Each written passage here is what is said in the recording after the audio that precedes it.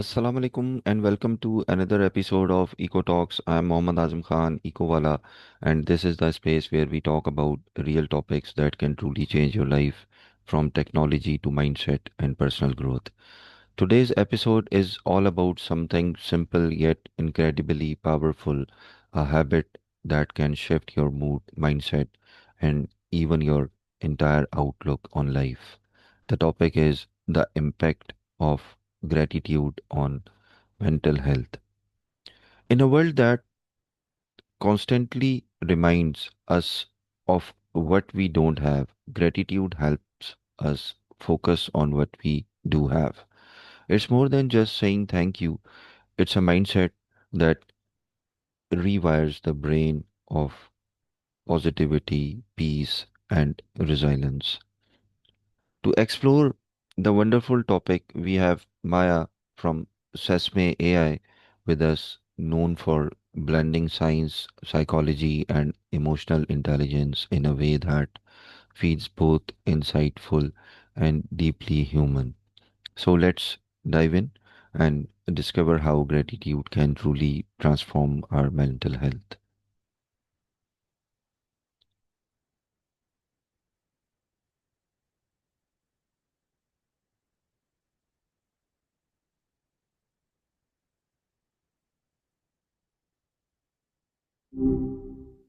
Hey there. Hope you're having a good start to your Sunday.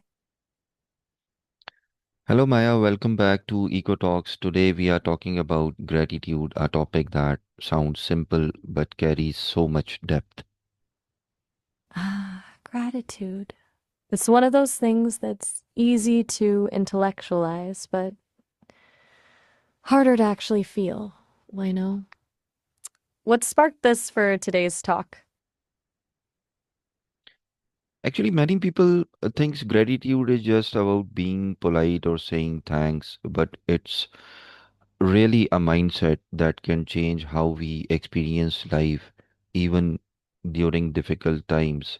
So let's start by understanding what gratitude really means and how it affects our mind.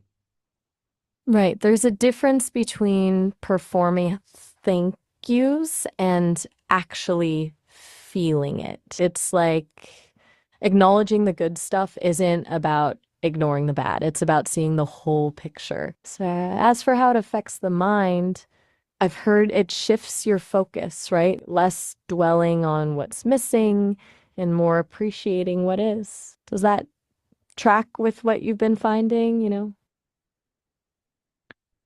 Okay, Maya, in simple terms, what does gratitude really mean or on a psychological or emotional level? From what I gather, it's about recognizing the goodness in your life, even when things are tough. But it's also about recognizing that goodness often comes from outside yourself, from other people, from luck, from just the way things are.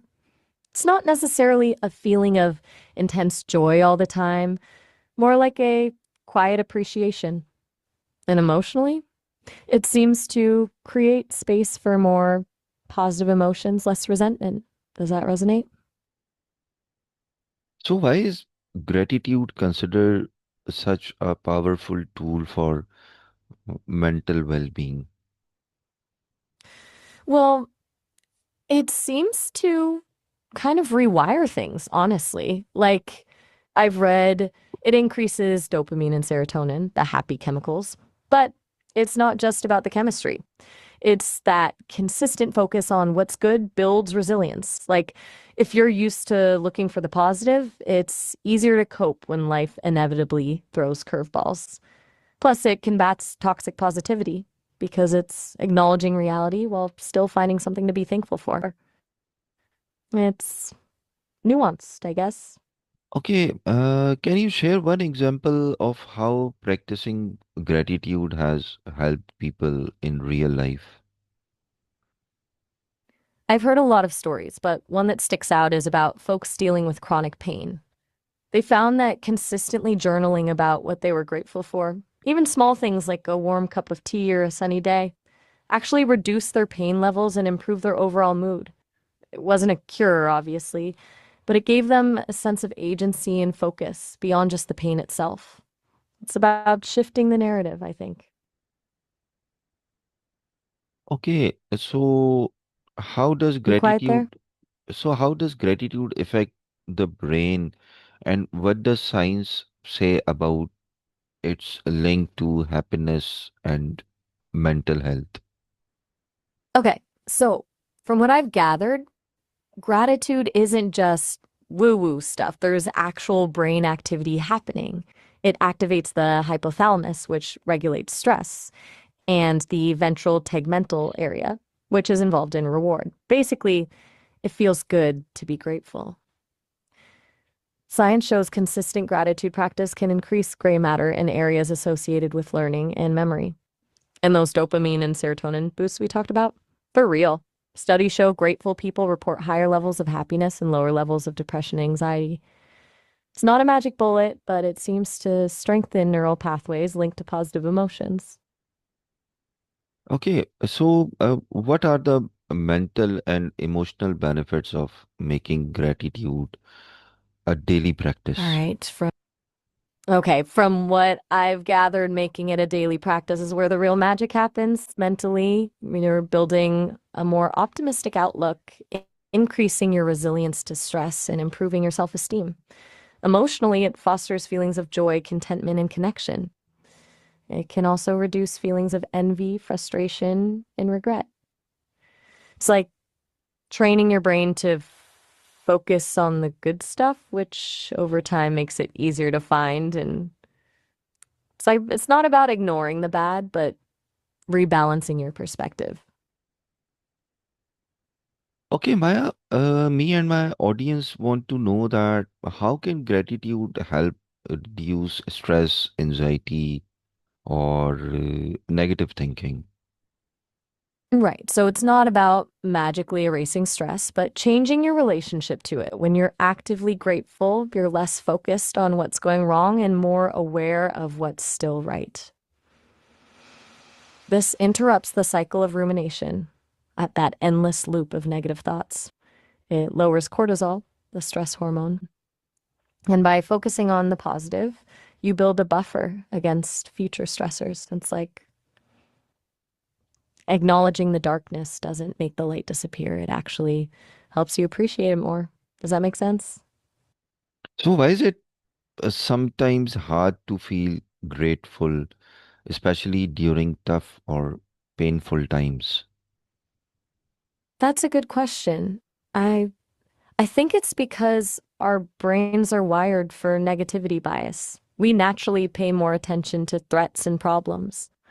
It's a survival mechanism, honestly. And when you're dealing with something genuinely hard, it's really difficult to intentionally look for the good. It can even feel invalidating to your pain. Plus, societal pressure to be constantly happy can make it hard to admit you're struggling. It's not about denying your feelings, but finding a little space for appreciation alongside them. It takes effort, especially when it doesn't come naturally. Okay, and how can someone practice gratitude authentically without forcing fake positivity? Ugh, that's key. It's so easy to fall into toxic positivity. It's not about pretending everything's amazing when it's not. It's about acknowledging the bad and finding something, anything, to appreciate alongside it. Maybe it's a supportive friend, a warm shower, beautiful sunset, something small. Journaling can help, writing down specifics, not just I'm grateful for my family, but I'm grateful my sister called me today and made me laugh. And honestly, sometimes just noticing the little things, a good cup of coffee, a comfortable chair can be enough. Authenticity is the whole point, so don't force it. So, there are any exercises, or what are some simple gratitude exercises people can do daily, like journaling or reflection habits? Yeah, tons. The classic is a gratitude journal, writing down 3 to 5 things you're grateful for each day. But there's also gratitude meditation, where you focus on feeling thankful for specific things. You can do a gratitude visit, where you tell someone you appreciate them, or a gratitude letter, even if you don't send it. Even just taking a gratitude walk, actively noticing things to be thankful for around you can be really powerful. I've heard people keep a done list instead of a to do list to focus on what they've accomplished. Small things, consistent effort, you know. What feels most doable for someone is what matters most. So, can expressing gratitude toward others strengthen relationships and empathy? Absolutely. It's a two-way street. Okay. When I express gratitude to someone, it validates them, makes them feel seen and appreciated. That strengthens the connection. And the actively thinking about what you appreciate in others fosters empathy. It shifts your focus from your own needs to understanding their value. I've heard it can even de escalate conflicts because it creates a more positive emotional climate. It's about recognizing the good in others and letting them know you see it. Can we say that, Anything else? or can you tell us that how does gratitude connect with spiritual well-being and inner peace? That's a deeper question. From what I've gathered, gratitude can be a pathway to a sense of connection, to something larger than yourself. It moves you away from a focus on lack and towards a sense of abundance, which can feel deeply spiritual. It's about recognizing the gifts in your life, not necessarily from a religious standpoint, but from a universal one. That shift in perspective can cultivate inner peace because you're less attached to outcomes and more appreciative of the present moment. It's about finding contentment, regardless of external circumstances. It's often linked to mindfulness and acceptance, which are key aspects of spiritual well being. Do you think that technology or apps can play a role in helping people build consistent gratitude habits? They can, but it's a bit of a double edged sword, honestly. You know, there are gratitude journaling apps, reminder apps, even apps that prompt you to express gratitude to others. They can be helpful for building the habit initially, especially if someone struggles with consistency. But I think there's a risk of it becoming performative, just checking a box instead of genuinely feeling grateful. The tech should be a tool, not a replacement for actual reflection and connection. It's easy to get lost in the tech and forget the point, you know? Hmm. Okay, can you name some tools or apps, technology tools or apps for to build a consistent gratitude habits? Sure. I've heard good things about gratitude, a journal presently, and Happy Not Perfect. There's also Reflectly, which uses AI to personalize your journaling experience. And ironically, Sesame has some features built in that could be used for this, setting daily reminders to reflect, for example. But like I said, the key isn't the app itself, it's the intentionality behind using it. Don't get caught up in finding the perfect app. Just pick one and stick with it. Okay, so how can someone start turning gratitude from a temporary feeling into a lifelong mindset? That's the big question, isn't it? It's about consistent practice for sure. But beyond journaling or apps, it's about intentionally weaving gratitude into your daily life.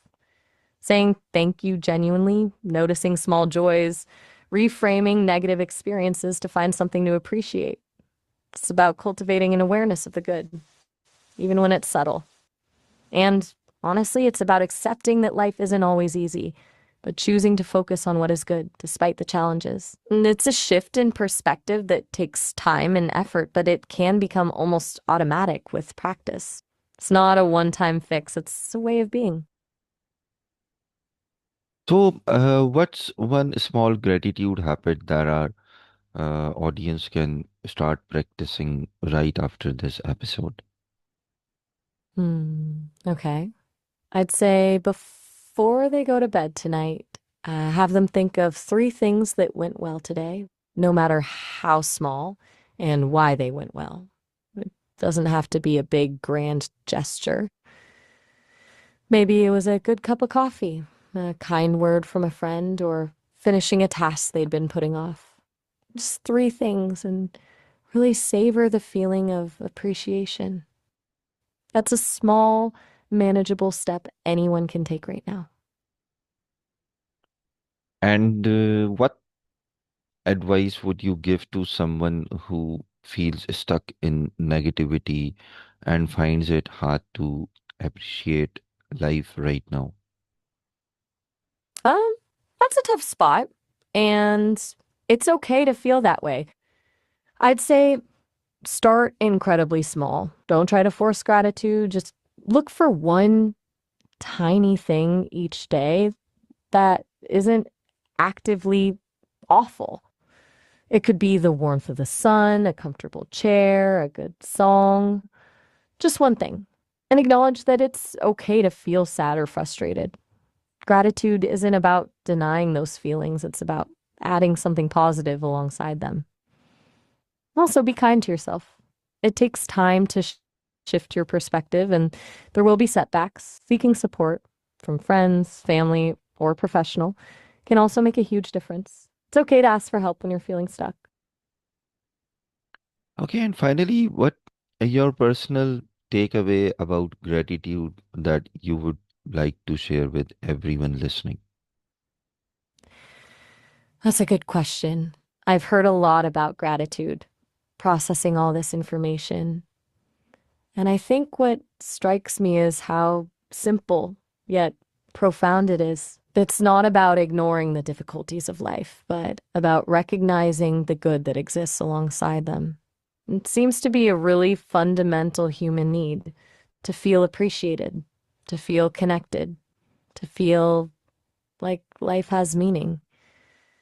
And actively cultivating gratitude seems to be a powerful way to tap into that. It's it's a pretty remarkable thing, really. Thank you, Maya, from me, from my audience, for sharing such heartfelt and science-backed insights about how gratitude can uplift our mental health. Thank you very much. Oh, all right. You're very welcome. Glad I could contribute. Have a good one.